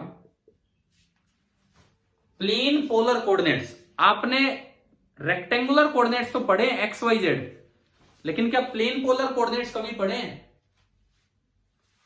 देखो एक चीज समझना आप, यहां पे ये एक्स एक्सिस है, ये वाई एक्सिस है, कोई भी पोजीशन यहां है, कोई भी पार्टिकल यहां है, और इन जनरल मैंने उसकी पोजीशन बोल दी एक्स, वाई, उसका कुछ भी डिस्प्लेसमेंट हुआ है किसी भी डायरेक्शन में ds, तो आप बताओ नई पोजीशन आप क्या बोलते हो?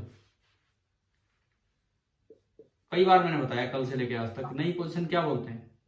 x plus d x and y plus d y. बताओ, समझो, अब जो मैं समझा रहा हूं उस चीज को समझो कि यहां तक समझ में आ गया? ठीक है। और ये जो डीएस वेक्टर है, Yes, sir. हमने सीखा है कि डीएस वेक्टर हम क्या लिखते हैं, d x i cap plus d y j cap, यही हम लिखते हैं डीएस वेक्टर। ये है rectangular Cartesian coordinates, these are rectangular Cartesian coordinates, और इस तरह से आपने डीएस वेक्टर लिख दिया। सेंट्रल फोर्सेस का जब वर्क निकालना हो तो मुझे थोड़ा एक और कोऑर्डिनेट्स की जानकारी होनी चाहिए।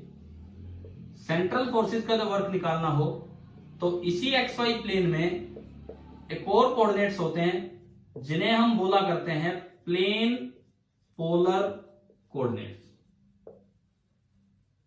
एक बार ये समझो, हो सकता है आप फर्स्ट टाइम देख रहे हो, मुझे नहीं आइडिया कि आपने मैथ्स में कभी ये सीखा हो नहीं सीखा हो।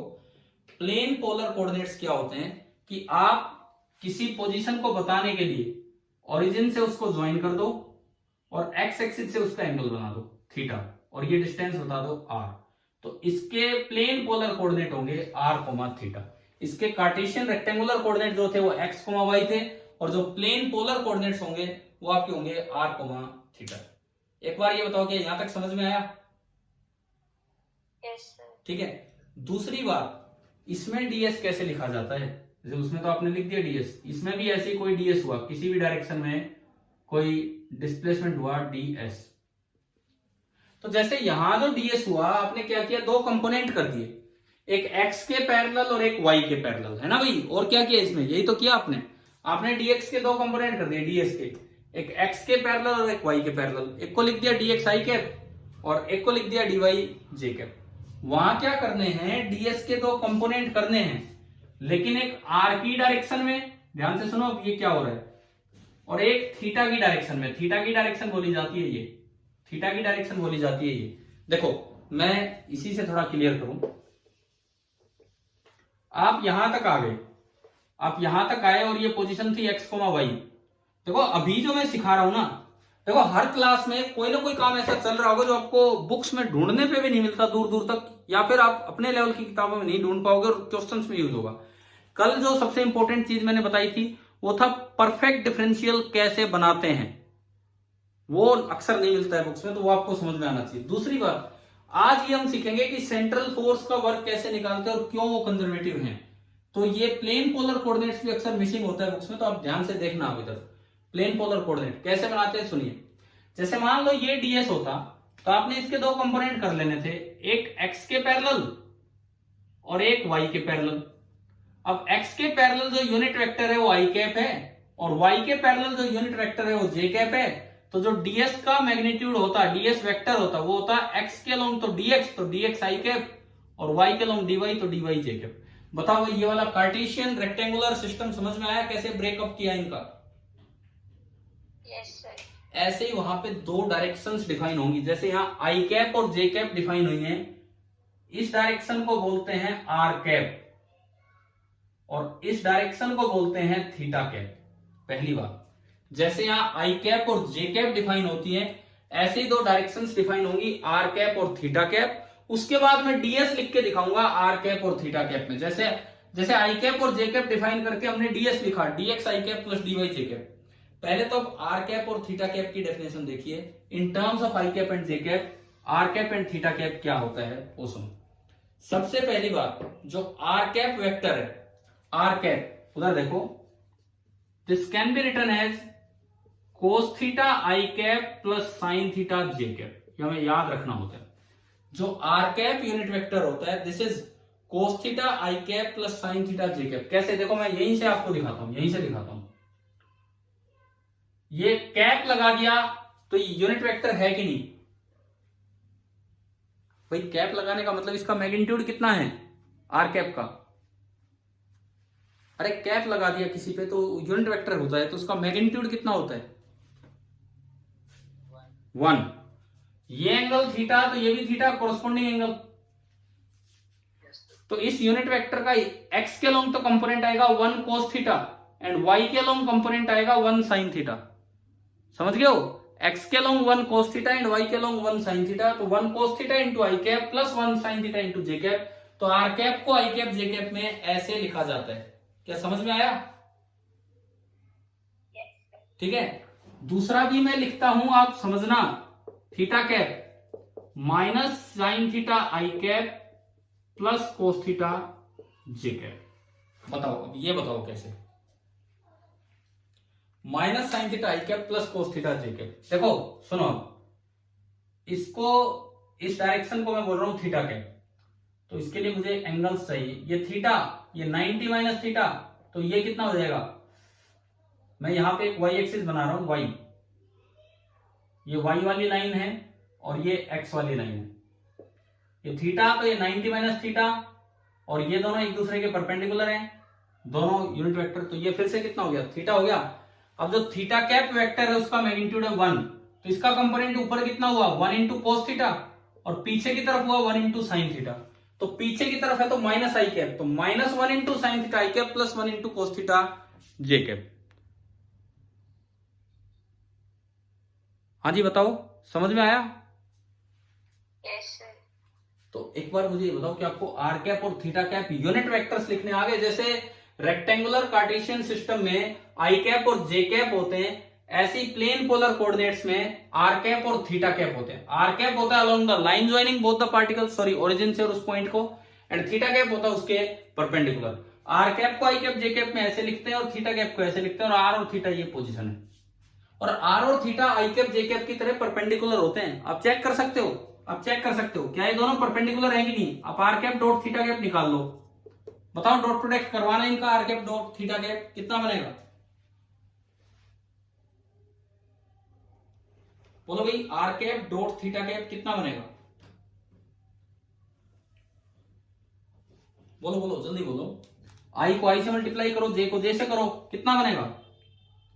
इनको आपस में मल्टीप्लाई करो, क्या बना? Minus cos theta sine theta. इनको आपस में मल्टीप्लाई करो, plus sine theta cos theta. Cancel हो गए दोनों, कितना आ गए? 0। इसका मतलब आर कैप और थीटा कैप भी दो परपेंडिकुलर वेक्टर्स हैं, जैसे आई कैप और जे कैप होते हैं। पहले तो मुझे आप ये बताओ कि आपको प्लेन पोलर कोऑर्डिनेट्स क्या है, क्या ये समझ में आए? Yes, sir. ठीक है, दूसरी बात, अगली बात सुनो, ये आर कैप थीटा कैप हो गया। जिस तरह से आप इस डीएस को यहां लिख रहे थे dx आई कैप प्लस dy जे कैप, देखो आप क्या होता है फिजिक्स में, कई बार क्या होता है, बड़े आसान आसान एग्जांपल लेते रहो और आसान आसान टॉपिक पढ़ाते रहो, बस यूं लगता रहता है कि फिजिक्स तो बहुत आसान है। आप अच्छे टॉपिक को समझो, आसान बना के समझो, आसान बन जाए आपके लिए, उस तरह समझो। ये उस टाइप का टॉपिक है, क्योंकि आप मिस कर दो इन टॉपिक्स को, ये फिर पता भी नहीं लगता आपको कि ऐसा कोई टॉपिक छोड़ा भी गया। लेकिन आप समझोगे तब समझ में आएगा कि क्या है ये। आपने, मुझे लगता है कि आप पहली बार प्लेन पोलर कोऑर्डिनेट पढ़े होंगे शायद, या इससे पहले मैथ्स में कभी पढ़े हैं? No, sir. नहीं पढ़े तो अब समझो कैसे सेंट्रल में उसका यूज होगा, अभी समझते हैं। जैसे ds यहां लिखा जाता है dx आई कैप प्लस dy जे कैप, ऐसे ds, ये कोई भी ds हुआ, किसी भी डायरेक्शन में ds हुआ, किसी भी डायरेक्शन में ds हुआ, अगर इसको आर कैप और थीटा कैप में लिखना हो तो कैसे लिखें? जैसे आई कैप और जे कैप में तो हम लिख देते हैं dx आई कैप प्लस dy जे कैप। ऐसे आर कैप और थीटा कैप में अगर ये लिखना हो तो इसका तरीका होता है dr इंटू आर कैप, अभी समझाऊंगा मैं ये भी कैसे, plus r d theta into theta cap. मैं बताता हूं आपको इसका मतलब, क्योंकि अब मैंने इस सिस्टम से सेंट्रल फोर्सेस के लिए मुझे उस सिस्टम पे जाना पड़ेगा, सेंट्रल फोर्सेस के लिए मुझे उस सिस्टम पे जाना पड़ेगा। देखो ये एक्स एक्सिस, ये वाई एक्सिस, ये आपका इनिशियल सिचुएशन है जहां पे ये एंगल है थीटा और ये डिस्टेंस है आर, ये एंगल थीटा है और ये डिस्टेंस आर है।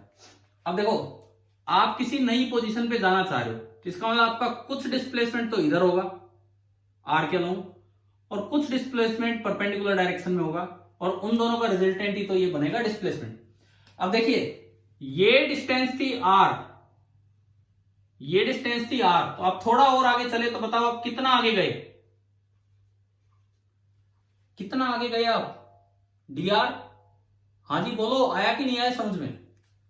ठीक है, दूसरी बात ये dr तो हो गया, ये एंगल था थीटा, आप उधर जाने के लिए थोड़ा और चले तो कितना और चले? D theta. d theta. अब देखो इसको देखो, ये लेंथ आर थी यहां तक, Yes, sir. ये लेंथ ऑफ द आर्क की तरह बिहेव करेगा। Length of the arc is equal to radius into central angle. तो ये लेंथ ऑफ द आर्क बताओ कितनी है, length of the arc? RD theta. हाँ, ये आपकी होगी आर डी थीटा। अब देखो, आप में दो तरह के डिस्प्लेसमेंट हुए। आप यहां से चले, आपका एक डिस्प्लेसमेंट अलोंग दिस डायरेक्शन हुआ, एक डिस्प्लेसमेंट अलोंग दिस डायरेक्शन हुआ, और दोनों का जो रिजल्टेंट है आप उसे डीएस बोल रहे हो। दोनों का जो रिजल्टेंट है आप उसको नाम दे रहे हैं वेक्टर डीएस। तो वेक्टर डीएस बराबर होगा, जैसे वहां होता था dx i cap plus dy j cap, यहां होगा dr इंटू इधर का यूनिट वेक्टर, इधर का यूनिट वेक्टर था आपका r कैप जो ये लिखा हुआ है, प्लस ये लंबाई कितनी है, ये लंबाई आर डी थीटा इंटू इधर का यूनिट वेक्टर, और इधर का जो यूनिट वेक्टर था वो ये था, जिसको आपने क्या नाम दिया था, थीटा कैप। आप बताओ, क्या प्लेन पोलर कोऑर्डिनेट्स में आपको आर कैप, थीटा कैप और डीएस वेक्टर लिखना आ गया कि नहीं? Yes, sir. भाई ये याद हो जानी चाहिए। मैं फिर से कह रहा हूं, कोई हल्की बातों में नहीं आती है, और जल्दी से अपनी नॉर्मल किताबों में, फिजिक्स वालों में अक्सर ये नहीं मिलता। और सेंट्रल फोर्सेस को तो बच्चे रट के चले जाते हैं कि वो कंजर्वेटिव है। आप समझो कैसे होंगे। अब उसके लिए मैंने पहले आपको पूरा प्लेन पोलर कोऑर्डिनेट्स पढ़ाया, आर कैप बताया along this direction, theta cap बताया उसके परपेंडिकुलर डायरेक्शन, और फिर आर कैप और थीटा कैप की टर्म्स में डीएस वेक्टर लिखना सिखाया। अब मैं आपको दिखाता हूं कि किसी भी कंजर्वेटिव फोर्स का वर्क कैसे पाथ इंडिपेंडेंट है। अब हम इस चीज पे चलें। अब आप इस चीज पे ध्यान देना।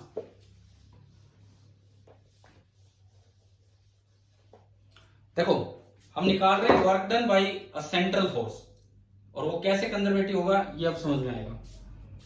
सपोज ये एक्स एक्सिस और ये वाई एक्सिस, इस तरह का सिस्टम है। मैं कहता हूं सोर्स को यहां बैठा दिया, सोर्स ओरिजिन पे है जो फोर्स लगा रहा है, और टेस्ट पार्टिकल पहले यहां है, इनिशियल पोजीशन टेस्ट की ये है, एंड ये डिस्टेंस है r1। पता नहीं वो कहां से घूम फिर के आया, फाइनल पोजीशन उसकी ये है, और ये डिस्टेंस है r2। बस मैं किसी भी एक आर्बिट्रेरी पाथ पे लेके जा रहा हूं, और मुझे एक सेंट्रल फोर्स का वर्क निकालना है इस रास्ते। जब बीच में कहीं में था, तो बीच में कहीं भी में था, तो मेरा सबसे पहले मैं दिखाऊं इस पे फोर्स। ये टेस्ट पार्टिकल है, सोर्स का टेस्ट पे जो फोर्स होगा, अगर वो सेंट्रल फोर्स है तो क्या वो along the line joining both the particle लगेगा कि नहीं लगेगा? बताओ भाई। अगर इस सोर्स ने उस टेस्ट पार्टिकल पे एक फोर्स लगाया और वो सेंट्रल फोर्स है, तो वो उसकी डायरेक्शन फिक्स है, उसकी डायरेक्शन फिक्स है, वो इसी लाइन के अलोंग ही लगेगा। ये बात आ रही है कि नहीं आ रही समझ में? चाहे अंदर लगे चाहे बाहर लगे, बोलते रहो। क्लियर हो रहा है ये? ठीक है। Yes, sir. ये कौन सी डायरेक्शन है? ये आर कैप की डायरेक्शन है या थीटा कैप की डायरेक्शन है? Sir, R cap. R cap. यानी कि ये जो सेंट्रल फोर्स लगा है, ये जो सेंट्रल फोर्स लगा है, बीच में किसी वक्त मैंने ये डिस्टेंस आर मान लिया, तो इसका मैग्नीट्यूड तो आर पे डिपेंड करेगा और डायरेक्शन इसकी आर कैप के अलोंग है। तो in terms of plane polar coordinates मैं इसे लिख सकता हूं F of r into r cap plus 0 into theta cap. आप बताओ, आई कैप जे कैप नहीं, प्लेन पोलर कोऑर्डिनेट्स में क्या आपको सेंट्रल फोर्स लिखना आ गया? कैसे लिखते हैं? Yes, sir. 0 into theta cap क्यों किया? Because this force is acting along the line of r cap. अगर किसी भी एंगल पे होता तो उसका एक कंपोनेंट आर कैप के अलोंग आता और एक थीटा कैप के अलोंग। अभी कोई कंपोनेंट थीटा कैप के अलोंग नहीं है, तो ये आपका आ गया वेक्टर एफ। और डीएस तो हमने लिखना सीख रखा है, इनकी टर्म्स में सीखा हुआ है डीएस लिखना, अभी अभी बताया आपको। तो आप थोड़ा सा डिस्प्लेसमेंट ले लीजिए, थोड़ा सा डिस्प्लेसमेंट ले लीजिए, डीएस इसके पाथ के टेंजेंशियल। अब जो वर्क होगा, work, this work will be equal to integral of F dot DS. देखो, integral F dot DS, dot product कैसे करें? आर कैप को आर कैप से और थीटा कैप को थीटा कैप से। जैसे आई कैप जे कैप में हम डॉट प्रोडक्ट कैसे करते थे? आई कैप जे कैप में डॉट प्रोडक्ट, हाँ, आई को आई से, जे को जे से, सेम वही काम है प्लेन पोलर कोऑर्डिनेट्स में। ऐसे ही इसके आर कैप में क्या है? इसके आर कैप में क्या है? F r. और इसके आर कैप में क्या है? D r. तो पहली ब्रैकेट तो बनेगी F of r into d r plus इसके थीटा कैप में क्या है? Sir 0 zero. और इसके थीटा कैप में क्या है? R d theta. और ना आर कैप आएगा ना थीटा कैप आएगा, क्योंकि ये तो स्केलर प्रोडक्ट होता है। अब भाई ये देखो, जीरो होते ही तो खत्म, जीरो होते ही ये खत्म हो गया। इसका मतलब यस सर इसका मतलब ये एक ऐसा इंटीग्रेशन बचा, integral some function of r और इनटू डी आर। अगर यहां भी आर हो और यहां भी आर हो तो क्या इंटीग्रेशन सोल्वेबल है कि नहीं? ये तो ऐसा आ गया जैसे रेक्टेंगुलर कार्टेशियन में यहां भी एक्स था और यहां भी एक्स था। दिक्कत कब आती थी? जब बाहर dx हो और अंदर y आ जाए, या बाहर dy हो और अंदर x आ जाए। तो यहां दिक्कत कब आनी थी? जब बाहर dr होता और अंदर थीटा आ जाता, या बाहर d थीटा होता और अंदर r आ जाता। क्या ऐसी कोई समस्या आई है अभी? नो सर नहीं आई। तो क्या ये No, integration without knowing the equation of path solve हो जाएगा कि नहीं? यस सर इसका मतलब ये जो सेंट्रल फोर्सेज हैं, जितने भी ये सेंट्रल फोर्सेज हैं, ये सारे के सारे कैसे कहलाएंगे? कौन सी कैटेगरी में आ गए हैं? कौन सी कैटेगरी में आ गए बताओ? कंजर्वेटिव। ठीक है भाई, ये आपको बस इतना लिख देना है। अगर आप लास्ट में अपनी नोट्स वगैरह बनाओ तो this thing is independent of theta, मतलब यहां भी थीटा नहीं है, यहां भी थीटा नहीं है, यानी कि this is solvable without equation of path. बिना इक्वेशन ऑफ पाथ जाने भी ये सोल्वेबल है। इसका मतलब सारे के सारे सेंट्रल फोर्स भी किस कैटेगरी में आते हैं? सारे के सारे सेंट्रल फोर्स भी किस कैटेगरी में आते हैं? कंजर्वेटिव। याद हो जाएगी। देखो अब सुनो बात, मैं एक सवाल करवाऊंगा, आज का आखिरी सवाल। सेंट्रल फोर्स का वर्क निकालेंगे और उससे समझ में आएगा कि कैसे कंजर्वेटिव है। मैंने पूरा प्रूव करवाया आपको प्लेन पोलर कोऑर्डिनेट्स में। आज हमने सीखा कंजर्वेटिव फोर्स होते क्या है। वेट एक कंजर्वेटिव फोर्स है, सारे कांस्टेंट फोर्स कंजर्वेटिव हैं, जितने भी एक्सप्रेशन डायरेक्ट एक्स और वाई में सोल्व हो जाते हैं वो कंजर्वेटिव है, परफेक्ट डिफरेंशियल बन जाए वो कंजर्वेटिव है, या जिनका कर्ल जीरो हो जाए, कर्ल डेल क्रॉस, वो कंजर्वेटिव है, कर्ल नॉन जीरो हो जाए तो नॉन कंजर्वेटिव है। फिर लास्ट में सीखा सेंट्रल फोर्स होते क्या है, प्लेन पोलर कोऑर्डिनेट्स होते क्या है, और ये भी सारे के सारे आपके कंजर्वेटिव होते हैं। तो अब एक आखिरी सवाल, आज की क्लास का आखिरी क्वेश्चन हम देख रहे हैं, और आप इस पे अच्छे से अब ध्यान देंगे। मैं सेंट्रल फोर्सेज का एक न्यूमेरिकल दे रहा हूं, सेंट्रल फोर्सेज पे एक न्यूमेरिकल। जैसे हमने 9th में पढ़ा ग्रेविटेशनल फोर्स, तो वो एक सेंट्रल फोर्स है। सपोज कीजिए आपको ऐसे दे दिया जाए कि ये एक्स एक्सिस है, ये वाई एक्सिस है, और ओरिजिन पे सोर्स मास फिक्स है। ओरिजिन पे आपने सोर्स मास को फिक्स कर रखा है, और इसका मास मैंने बोल दिया है m1 है। ओरिजिन पे एक मास फिक्स कर दिया m1, और एक टेस्ट मास आप लेके चले हैं m2, और इनिशियली उसकी डिस्टेंस इससे r थी, आर्बिट्रेरी पाथ पे आप लेके गए यूं, और डिस्टेंस बढ़ के 2r होगी। पाथ हमें नहीं पता, ये इसकी इनिशियल पोजीशन है, ये इसकी फाइनल पोजीशन है, और आप r से लेके 2r पे चले गए। एक बार बताना क्या क्वेश्चन की कुछ लुकआउट समझ में आ गया, क्या बनने वाला है क्या नहीं? यस सर ठीक है, आखिरी सवाल है, ढंग से करो अब इसको। Find the work done by gravitational force of m1, gravitational force of m1 on m2। ये सवाल है। जब भी सेंट्रल फोर्स आए आपको प्लेन पोलर कोऑर्डिनेट से जाना चाहिए, उसमें करना आसान होता है, नहीं तो दिक्कत आएगी। नहीं तो एक्स वाई में तो बड़ी दिक्कत आएगी इनमें, इसीलिए तो हमने सीखा है प्लेन पोलर कोऑर्डिनेट्स।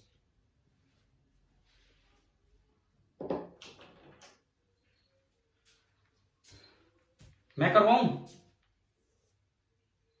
चलो चलो मैं करवाता हूं, आप बस सीख ही लो, आप सीख ही लो, वही बहुत है आपके लिए कि भाई किस तरह से हम ये कर रहे हैं, क्योंकि आप सेंट्रल फोर्सेज की शुरुआत कर रहे हैं एटलीस्ट उसमें ही।